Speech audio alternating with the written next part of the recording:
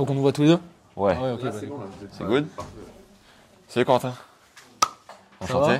Enchanté, ouais, c'est la première fois qu'on se parle comme ça. Ouais. T'écoutes un peu le podcast ou pas? J'écoute tous. Sérieux? Non, c'est pas vrai. Ah ouais. Mais j'en écoute quelques-uns. Dont celui de mon entraîneur d'ailleurs. Ah ouais, tu l'as écouté? J'ai écouté un peu. Pas tout en entier, mais j'ai écouté, ouais. Donc Petar Popovic. Exactement. Et tu l'as écouté quoi avant de le contacter, après, pendant? J'ai écouté avant de le contacter, même si on s'était croisés plusieurs fois, donc je savais un peu qui c'était.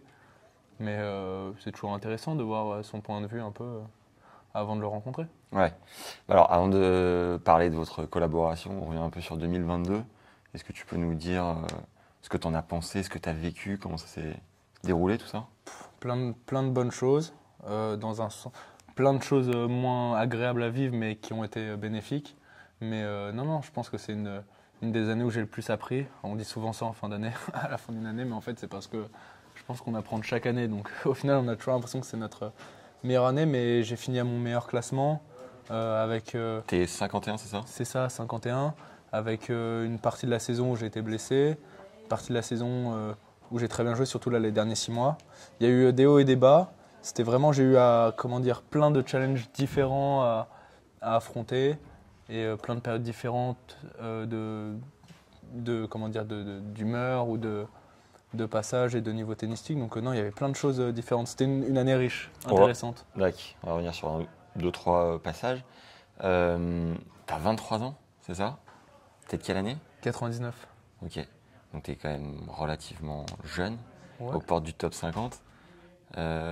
Comment tu te projettes en fait sur les années qui viennent? C'est quoi au fond de toi, jusqu'où tu as envie de monter, quoi, en ayant quand même une certaine marge dans le temps, tu vois? Jusqu'où j'ai envie de monter? Je raisonne plus comme quand j'étais plus jeune sur des chiffres, j'ai envie d'être numéro 1 ou j'ai envie de temps. Moi, ce que j'ai envie, c'est de trouver mon potentiel maximum, que c'est compliqué de savoir jusqu'où il peut nous emmener. Puis il n'y a pas que le fait de travailler dur, que le fait de tous les jours se lever, d'aller sur le terrain, de donner son maximum, parce que sinon on serait tous numéro 1, parce qu'on est nombreux à le faire. Mais je pense c'est ça, réussir à trouver en moi, en fait, me challenger, résoudre les énigmes, entre guillemets, personnelles et qui vont être proposées sur le terrain, voir où ça mène, essayer d'avoir le moins de regrets possible à la fin de ma carrière. D'accord. Tout ça, après, mon vrai rêve, c'est de gagner des grands matchs, des grands tournois, des grands chelems, forcément, parce que, en fait, au-delà du prestige de gagner ces tournois-là, c'est plus l'émotion que tu peux ressentir, cet accomplissement de tout le travail, des gens aussi qui t'entourent, qui ont travaillé, qui sont investis pour toi. Et c'est au final de vivre ces émotions, d'avoir ces accomplissements de résultats qui font que j'ai envie de vivre, en fait. Au-delà du fait d'être vainqueur de grand chelem, d'avoir un statut. Ça, en vrai, ça ne m'intéresse pas. On commence à te connaître par ta notoriété. Est-ce que tu peux nous préciser quand même comment tu te décris, toi, ton style de jeu? Il ressemble à quoi? Bah, je pense que je suis assez complet. Après, au fur et à mesure des années, je pense que je me suis vraiment endurci physiquement. Quand j'étais plus jeune, j'avais un jeu plus agressif, dans le sens où j'étais plus proche de ma ligne parce que j'étais plus fin, j'étais moins endurant, moins puissant. Et au fur et à mesure des années, j'ai pu un peu élargir ça, mettre plus loin de ma ligne pour défendre, parce que j'ai une confiance en mon physique maintenant où je sais que je peux jouer longtemps, en vrai, j'ai confiance sur la durée, donc maintenant j'ai plus d'options que ce que j'avais avant. Mais après, comment me décrire, c'est Non, compliqué. tu viens de le faire, fait. Ouais. Plutôt. Et le coup que tu es capable de jouer, ouais, si quand même, si tu devais définir en 3 mots ton style de jeu, ça ressemblera à quoi? Bah, je pense que j'essaye de frapper fort avec mon coup droit quand j'en ai l'occasion. Après, ça dépend des matchs en fait, mais quand je joue bien, c'est vraiment d'aller vers l'avant, d'essayer d'aller à la volée, d'être assez agressif dans mon jeu. Okay. De toute façon, quand on doit défendre, il n'y a pas le choix, c'est comme pour tout le monde. Ouais. Les mecs qui frappent fort, il faut courir, et ça c'est vrai que je me sens bien dans les défenses, j'arrive à me sortir de situations difficiles parfois. T'es un peu un rat ou pas? Un rat, non, je suis plus un rat. J'ai eu des périodes, j'ai eu la période par rat, après les futurs où j'étais en mode rat, Okay. où je savais que j'allais tenir plus longtemps qu'eux et qu'il fallait juste voilà, rentrer dans ce combat physique et que ça allait tourner en ma faveur la plupart du temps. Et après, en fait, pour passer un cap, tu peux plus rester là-dedans. Ouais. Tu es obligé de faire les points, de percuter tes adversaires, sinon tu es limité. Le coup que tu peux jouer les yeux fermés à n'importe quelle heure de la journée, c'est lequel? Ton coup le plus naturel? Je pense le coup droit des croisés. Ok. Non, envie de penser à l'amorti, je pense. Ah non, je pense à rien. Mais non, je pense Je le coup droit découvre. des croisés. L'amorti, je le perds de plus en plus parce que j'en fais de moins en moins. C'est un choix tactique? Ouais, aujourd'hui les cours sont trop lents et les joueurs sont trop athlétiques. Ça marche, hein, mais de faire que ça, j'en faisais beaucoup, énormément en junior. Et c'est vrai que j'essaie de choisir l'option plus offensive que l'amorti, même si ça reste un coup d'attaque. Et le coup, tu sens que tu as encore une bonne marge de progression? Tous, Ok. vraiment tous. Vraiment tous. T'as vraiment pas envie de nous confier ta faiblesse? Non, mais très honnêtement, tous. Après, je vais pas dire précisément lesquels parce que je les ai en tête, mais bon. Sinon, après, le plan il sera établi dès qu'on va me jouer. Mais non, vraiment, j'ai des qualités dans mes coups. Ça, oui, je pense que je peux dire aujourd'hui que je sers bien, même s'il y a certains matchs où ça me joue des faux, ça se dit Des tours, ouais, ça me fait ça me défaut. joue des tours, Ouais. ouais. J'ai mixé les deux. Ça me joue des tours, mais non, je sers beaucoup mieux qu'avant. Donc avant, c'était vraiment mon point faible où il fallait que je m'améliore et on a vraiment bien travaillé dessus. Mais je pense que dans tous les domaines, j'ai à progresser. Vraiment, très honnêtement. Là, tu vas taper quelques jours avec Novak en pré-saison. Ouais. Comment t'appréhendes? Je crois que vous faites 3 jours ensemble, c'est ça? Ah, je sais pas du tout. Tu sais même pas? Non. Ah, d'accord. T'es au taquet. Je découvre jour par jour, moi. Bon, bah, j'ai l'impression que si tu sais pas trop le programme et que Non, mais c'est pas grave, ça me et que dérange pas. t'appréhendes pas tant que ça, t'as pas nécessairement de tension de jouer avec un Non. joueur aussi bon, quoi. Non, c'est une chance. Ouais. C'est une chance de pouvoir partager des moments sur le terrain avec ce genre de joueurs. J'ai eu la chance il y a quelques années de le faire avec Roger. Là, c'est avec Novak. C'est des joueurs c'est les meilleurs du monde dans leur domaine. Donc, tu peux que apprendre en regardant, en leur posant des questions si jamais ils ont envie de répondre. Et puis voilà, juste s'imprégner de ça et essayer de leur transcrire, prendre les bonnes choses qui nous correspondent bien. Et puis voilà. Non, c'est Roger, super t'étais allé à intéressant. Dubaï? J'étais allé à Dubaï, ouais. T'avais grappillé 1 ou 2 conseils à droite à gauche? Ouais, ouais. Mais c'est plus aussi dans la manière d'aborder l'entraînement. C'est-à-dire, ça ressemble à quoi? C'est pas forcément dans l'intensité, mais la maturité en fait qu'il a, le recul qu'il a, c'est un mélange de plein de choses en fait. Et tu sais, enfin moi je fonctionne comme ça, j'ai besoin de voir les choses et de me servir un peu des expériences que j'ai autour de moi pour prendre le meilleur un peu de chacun. Et c'est vrai que bah, quand tu arrives sur le circuit, tu fais à ta manière. Moi j'ai toujours fait à ma manière.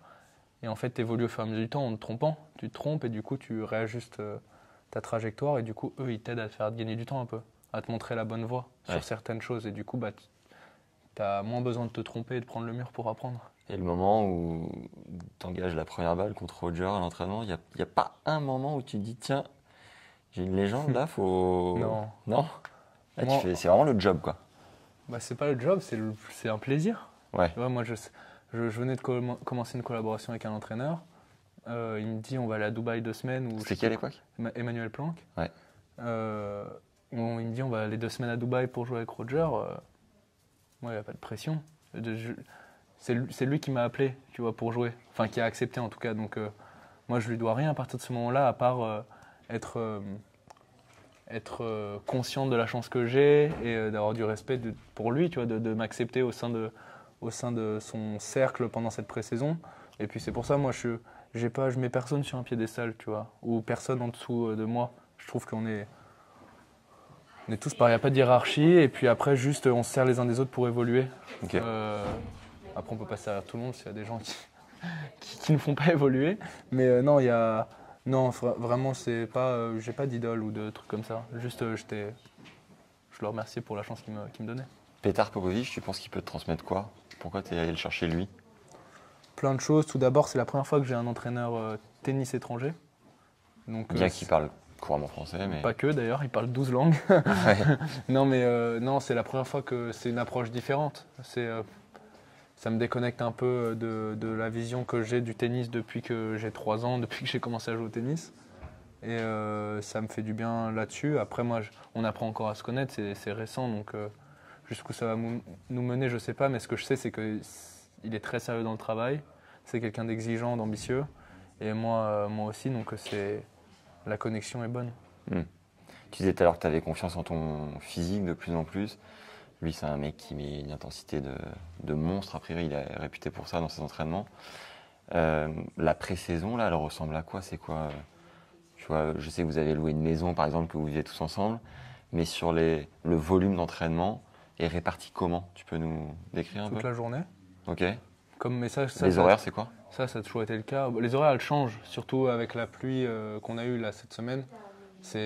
Dans le tennis, c'est constamment en adaptation, donc ça fait que changer. Mais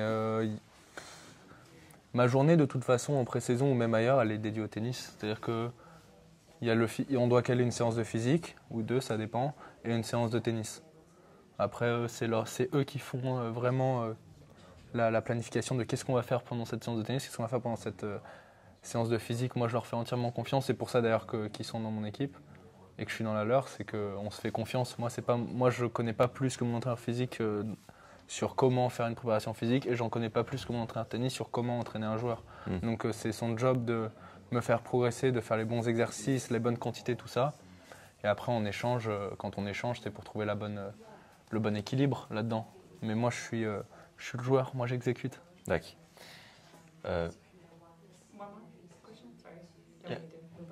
Okay, like 3 minutes, if possible. Okay. Thanks. Partie mentale, est-ce que tu as un coach? Est-ce que j'ai un coach? Ouais, j'ai un coach. Depuis longtemps, c'est récent? J'ai un coach. Après, j'aime pas dire coach mental parce que Tu dis quand? Je sais pas, je dis rien. Ok. Non, mais je trouve que c'est. Tu dis je bosse avec quelqu'un, cette partie. Ouais, je bosse du avec jeu. quelqu'un, mais sans enlever, discréditer son travail. C'est juste que c'est pas quelque chose vraiment que tu travailles en faisant un exercice comme on travaille son coup droit en faisant des coups droits croisés. C'est des discussions, c'est comme je te disais, prendre le mur pour se servir de ces expériences. Tu es obligé de te tromper. Tu vois, quand tu veux trouver la clé, tu es obligé de te tromper parce que tu peux pas trouver la bonne décision. Tu sais, c'est comme sur les céréales, tu te souviens pas les trucs. Tu sais, les chemins, tu as toujours 5 trucs. Ah oui. Et si jamais tu prends le bon, c'est de la chance, quoi. Ouais. Personne ne sait. Donc tu es obligé d'en prendre un, de tromper, prendre le deuxième, et au final tu trouves le bon. Ok. Et c'est un peu ça. Avec le mental, c'est un peu ça. Tu as tellement de voies différentes et tu n'as pas de livre qui te dit comment faire. Et on est tous différents, donc il n'y a pas de réalité qui convient à tout le monde. Donc voilà, c'est juste quelqu'un qui a de l'expérience dans ce domaine-là et qui est en dehors un peu du quotidien qu'on a pour avoir du recul et être dénué d'émotions quand il faut parler de ces choses-là. Vous vous appelez quoi, une fois par semaine? Pareil, il n'y a pas de rythme. D'accord. Quand il y a besoin, c'est vraiment un truc où c'est vraiment un échange. C'est plus quelqu'un qui a de l'expérience là-dedans, qui est plus sage que moi et avec qui on peut discuter quand il y a besoin, quand lui sent qu'il y a besoin et tout ça. Voilà, Une des dernières questions, parce qu'on est un peu pressé et on fera un épisode de 4 heures ensemble un autre jour. Le meilleur conseil coaching que tu aies reçu dans ta carrière et auquel tu te rattaches, est-ce que tu en as un?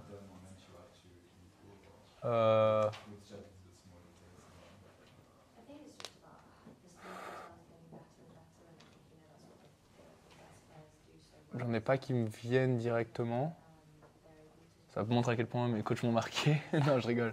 Non, mais le truc que vraiment qui a été fort dans ma relation d'avant avec mon entraîneur, c'était déjà le meilleur coaching, c'est quand tu sens que ton entraîneur croit en toi.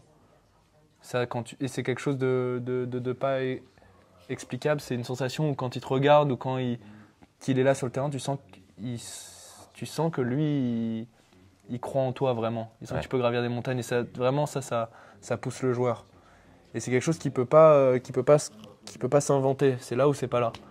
Et moi, c'est pas un conseil, mais la meilleure chose que j'ai entendue de mon entraîneur, c'est quand il m'a dit « je te comprends ».